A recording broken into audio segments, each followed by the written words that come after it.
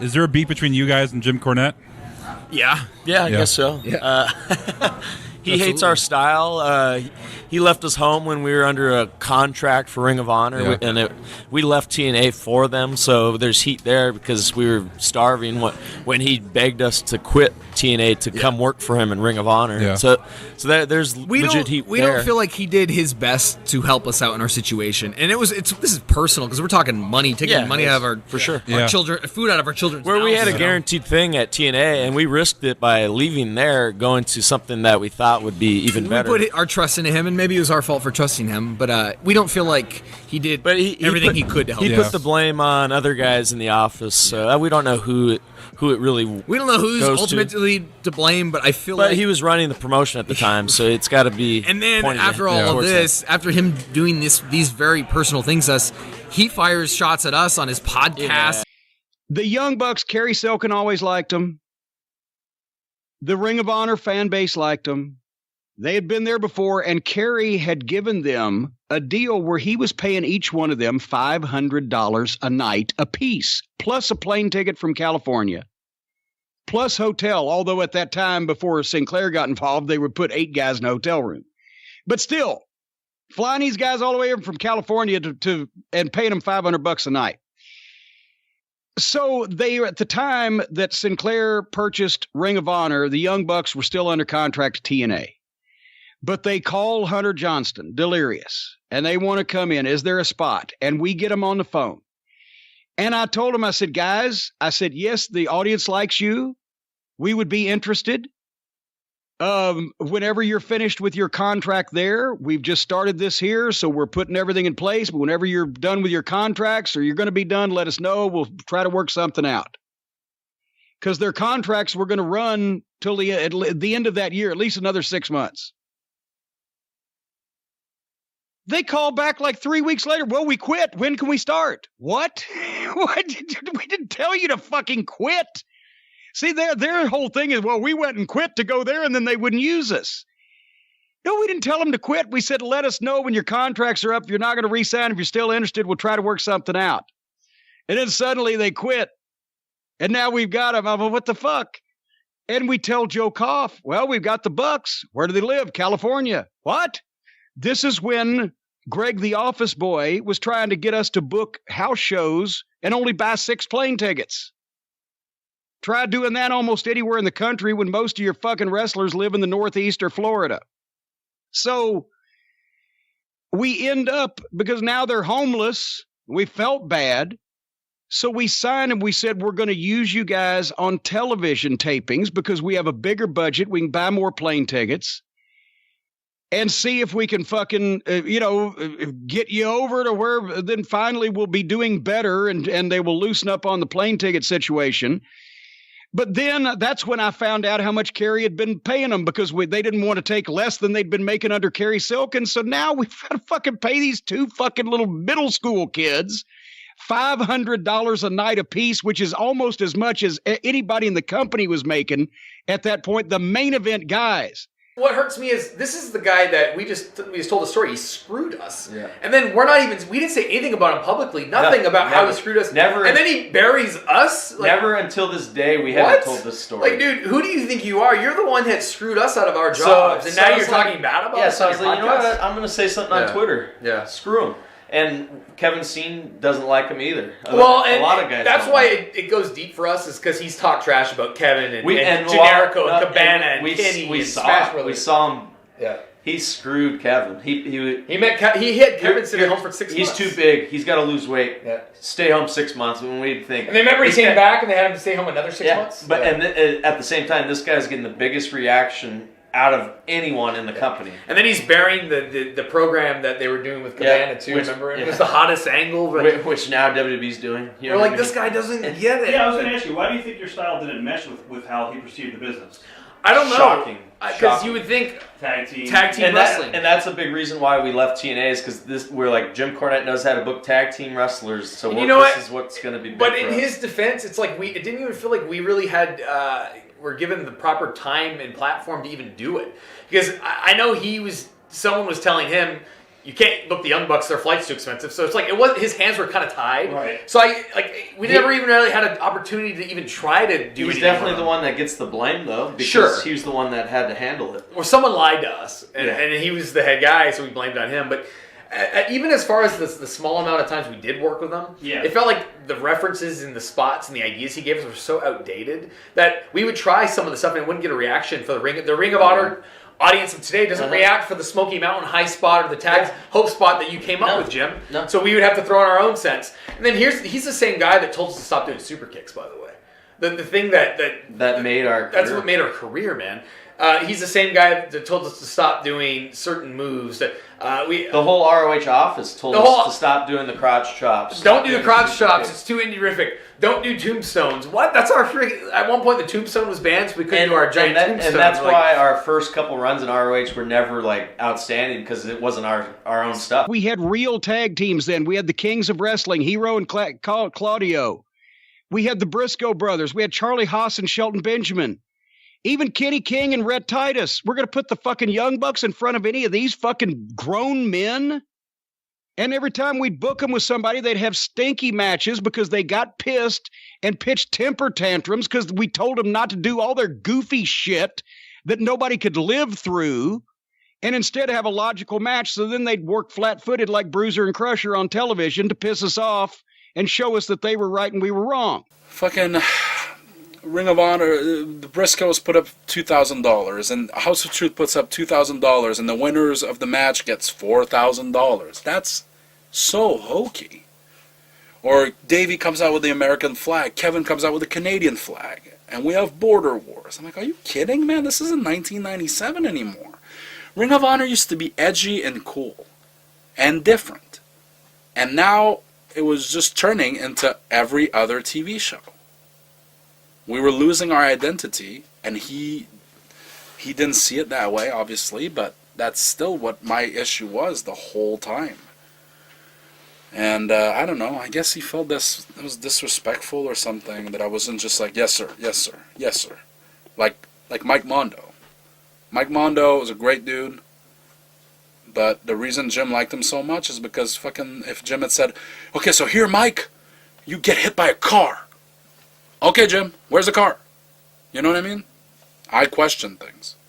If that makes me hard to work with, I wasn't getting paid enough to just be like, yes, yes, yes. You know what I mean? Right. I care, and I am passionate about what I do. So if I feel like I could maybe make it better by voicing my opinion, I will. I'm sorry that Jim construes that as being hard to work with, but I'm not the one who's gotten fired from every job I've ever had. So I don't know who's hard to work with. So I couldn't wait to get rid of these motherfuckers, but I was still honoring the contract that we signed with them, that they strong-armed us into signing, but I couldn't wait till it was over with because they fucking stunk. And they had bad attitudes. And we could have put that money towards something that was going to draw us some money at the time, because this was years before the goddamn mass hysteria of how over the Young Bucks were in Japan and how Kenny Olivier was the world's greatest wrestling artist when he flunked out of fucking every wrestling school he ever went to. And they couldn't sell pussy on a troop train, much less a fucking ticket. And they weren't over in Japan. And they weren't over in Japan anyway. We had Joe Koff breathing down our neck and Greg the office boy complaining that we're flying these fucking kids in from California. But somehow they have convinced themselves that it was me all along. It was me all along. Joe Koff wasn't saying that. Greg the office boy wasn't saying that. It was Jim Cornette. Well, here's the thing. If they'd have been the Briscoes in the ring, if they'd have been Charlie Haas and Shelton Benjamin in the ring, if they'd have been the American Wolves in the ring, I would have fought harder for them. But it wasn't me. It was Joe Koff going, why did we adopt these fucking orphan children from California and paying them this much money to come and work underneath matches? Because you can't put them on top because nobody can buy them physically against the fucking main event talent that we have. They didn't like that. I've spoken to Jim Cornette, and he told me that one of the reasons is because you finally started listening to the things that he was saying. So let's Let's take a look at that. Yeah. He did say that. I know he said that. He did. He said it to me. Jim used to not like that I wrestled in a t-shirt and shorts, that I was not jacked, and that I had a beard, and that I basically did whatever I wanted. I don't think I've changed at all. And that's okay. You know why? Because if Jim Cornette is not right, then he feels like, I don't know, he just feels unwell. So you know what, Jim? Dude, you were right. Infamous YouTube asshole Jim Cornette may not have seen value in the Young Bucks in 2011, but just a few years later, it would become very clear just how valuable they actually were to Ring of Honor. Former Ring of Honor commentator Kevin Kelly would state on the AEW Unrestricted podcast, "When the Young Bucks were in Ring of Honor, they had a lucrative offer to join another company. I implored the business manager of Ring of Honor to do all they can to sign the Young Bucks. Overpay if we have to, because they're worth it. And because they were willing to overpay, we got 2 years out of the Young Bucks. In that 2 years, Ring of Honor made more money than it ever had in any other time in their history. And it was the bridge between Matt and Nick getting the opportunity to start All Elite Wrestling." The video you're watching is just one part of a series of videos on this channel that I'm making, so make sure you check out all the other parts linked in the playlist at the end of the video, and subscribe so you get notified when new videos in the series are released.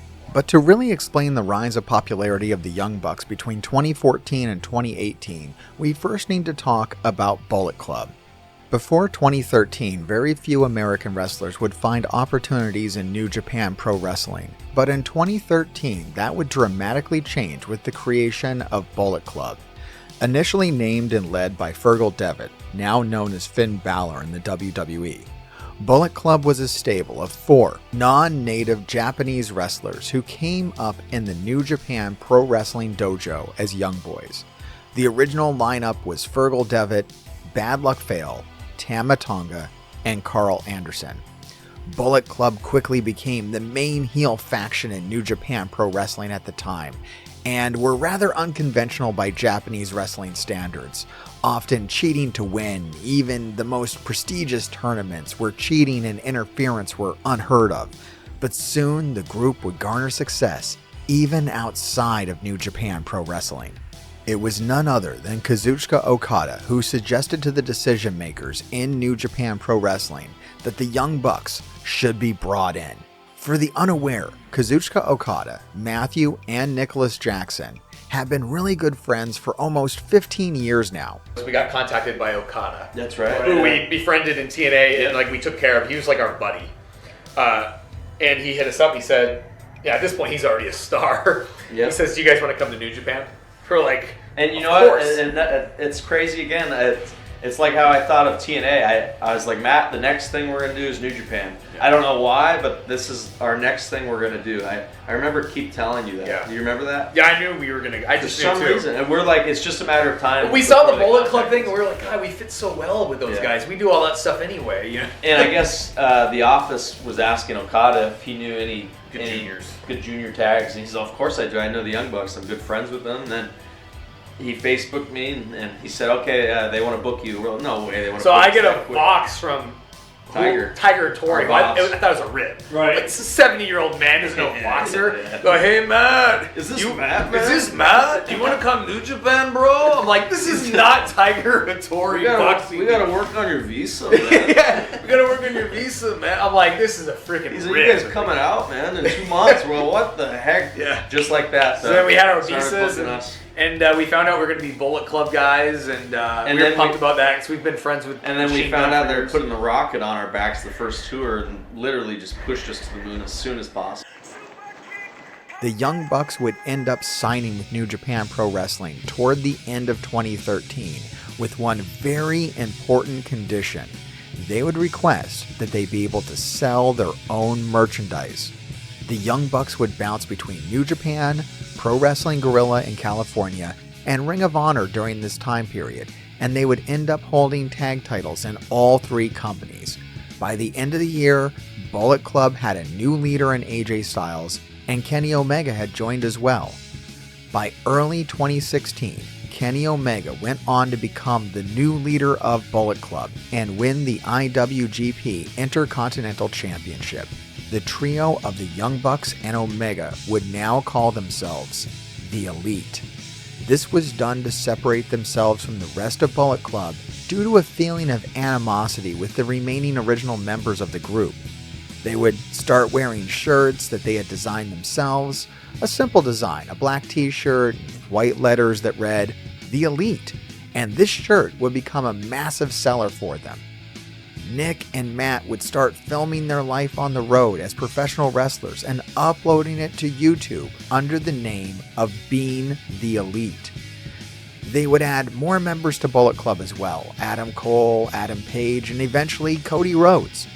The group of Cody, Adam Cole, Adam Page, and the Young Bucks would spend more time in the United States representing Bullet Club and Ring of Honor, while Omega would stay based in Japan in the main event scene of New Japan Pro Wrestling. So then we got hot from the New Japan thing, and then they had us come back, and Nick and I said, you know what, we're breaking every rule. Right. They're going to tell us not to do all this stuff, we're doing it anyway. Yeah, and we said, that's what we did. You know what, let's just do the stuff we were popular doing, and we did. And to this day, they still tell us, hey guys, chill out. We get out there, and it's like, no, you know what's funny? You know what's funny now? Now the script on the backstage says no super kicks. Because they're reserved for us. They're reserved for us. It's funny because they hated the super kick thing, but now they announce on their Twitter the super kick party is coming to Philly or wherever. Now it's a totally. But it's a different office. And I'll be honest, it's so much better. So much better. When you guys came back to Ring of Honor, that weekend where you won the tag belts, it was your first weekend back. Yeah. Remember we did the 6-man tag, us against Elgin and the Briscoes, and we were just being us. Right. You guys were cross. I had my cast on, so I'm doing like one-handed. Apparently, after, Ring of Honor management, was complaining, it's like, can you believe the Bucks are doing those cross shots? How Bush League? Why are you even bringing them if you're gonna say that? That's what we do. I know. And the worst part is this. People are going apeshit for you guys. Crazy. New York City is losing their mind. And he's worried about, they really shouldn't be doing those cross chops. So, look at the people. They're going crazy. The next night, it's funny he mentions this because I was in Milwaukee, we did Chicago. Yeah. Chicago was we got pulled aside by one of the guys you're talking about, and he said, and he had a piece of paper. He said, this is the stuff we're not allowed to do on television. And it said, pointing to your crotch. That is true. That's a different issue. But what I was told is Bush League. He thought it was Bush League. Okay. That's an entirely different thing. If TV doesn't want it, if the company doesn't want it for TV, fine. Yeah. Right. But saying that it's Bush League, first of all, the Milwaukee show wasn't going to be on TV. It's a house show. So what does it matter? Well, here's the story though. So we agree. Okay, man, you know what? You're right. No problem. So we get to the ring. And the first thing this effing guy does is this. Yeah, are you kidding me?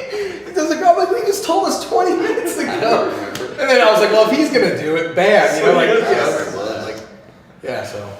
But then right after they booked us to be their champs. You know what else? You know what else is funny too is at one point they told us stop doing the super kick completely. That was years ago. That was 2011. That was ROH Cornette. Yeah, I have to say that the difference between the Cornette era and the new era is a lot. Me and Matt feel like it's a lot easier. It's looser. I feel like we could do whatever we want. Yeah, I mean they're a lot more open to. Well, it's more fun. I don't know if we're. People might think we're ragging on Jim, but it's not. It's just a fact. Look, like you guys. It's just so much. It was so much more fun. We're a tag team. We were booked terribly, and Cornette was the booker, so he didn't know how to handle this tag team. They told us specifically, and they do it in meetings in front of the boys, which I'm not happy about. They got no super kicks tonight, and they look at me and Nick. And it's funny because 2 years we fast forward, and now they're like, the super kick party is coming to whatever.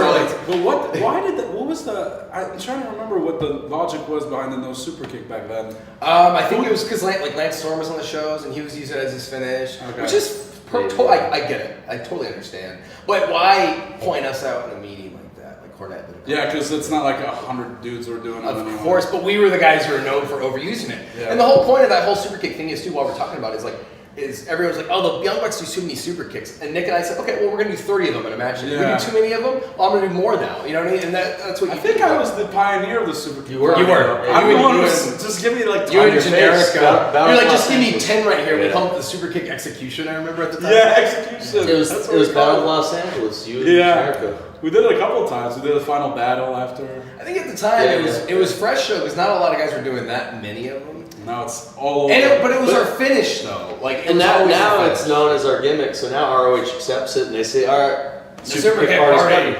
It's part of, that's true. They promote it. With the Bucks' popularity expanding rapidly, Ring of Honor shows were getting larger, and the company was clearly benefiting greatly from having Bullet Club be a regular part of the promotion.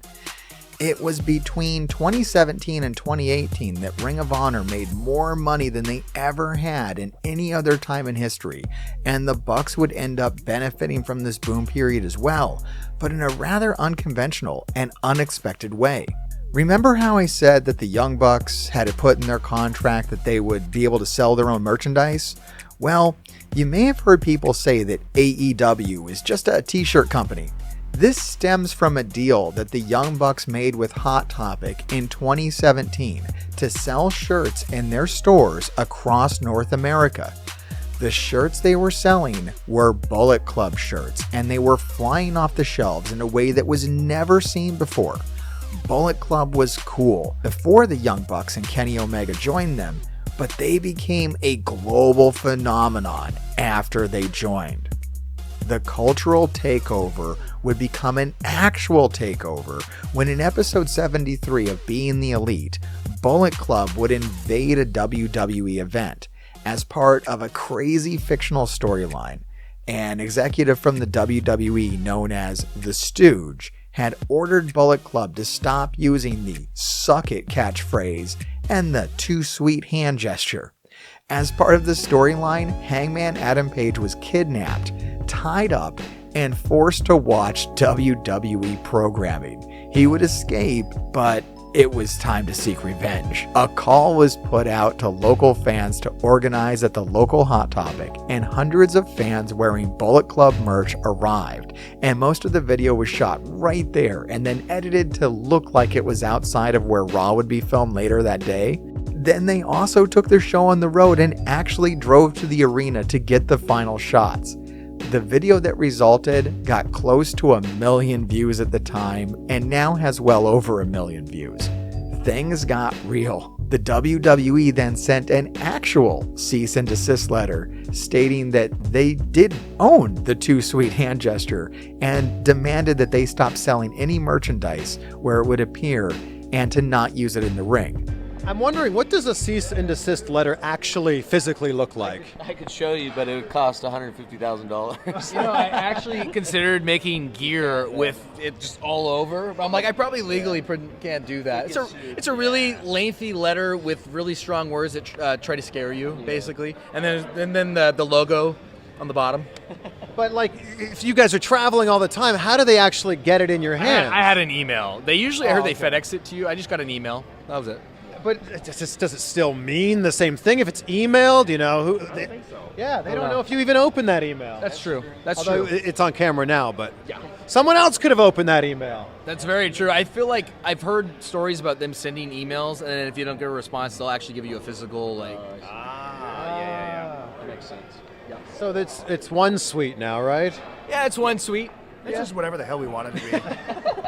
Could it be 3 suite after tonight? Yeah, it could be. It's Not the same ring to it, but you know what I mean. Look, the whole point of it is that we just don't need 2 Sweet. We never needed it. Yeah, they think that by taking away 2 Sweet that they've crippled us somehow. We're really sticking it to them. Now they're not going to sell any merchandise. Yeah. Not the case. We could care less. We've sold more, actually, to be honest. Yeah. Oh, the best opening day for a T-shirt we've ever had was our Cease and Desist T-shirt. Like, by far. Blow away. Yeah. So how quickly did you guys come up with the idea of, well, if we can't do 2 Sweet, we'll just do 1 Sweet? It was Kenny's idea. Yeah, almost immediately. Yeah. And then it was a T-shirt like the next day? Yeah. Digits, you know what I mean? Yeah, give me those digits. Give me those. I came up with the phrase, give me those digits or whatever. So I thought it was pretty funny, just because the word digit is, is used for the fingers is good. Let's touch digits. As far I as like the it, yeah. cease and desist, I knew we were gonna have a T-shirt. Like I opened the email, and like I didn't even finish reading the email yet, and I already know I was doing a cease and desist T-shirt. It's hard to describe just how hot Bullet Club, the Elite, and the Young Bucks were at this time. It literally led to the formation of All Elite Wrestling. If you get time, I urge you to go back and watch Ring of Honor from 2017 through 2018. You can literally see each pay-per-view show getting bigger and more insane, leading right up to the first All In. It was a wild time in professional wrestling. I've been telling people on this channel to subscribe, and they won't. Yes? What can we do about that? Can you help me out? Maybe if you tell them to subscribe, they'll do it. Threaten them. I'll threaten them Yeah, for you. Yeah, that would be great. Yeah. You don't have to do it or you're cursed.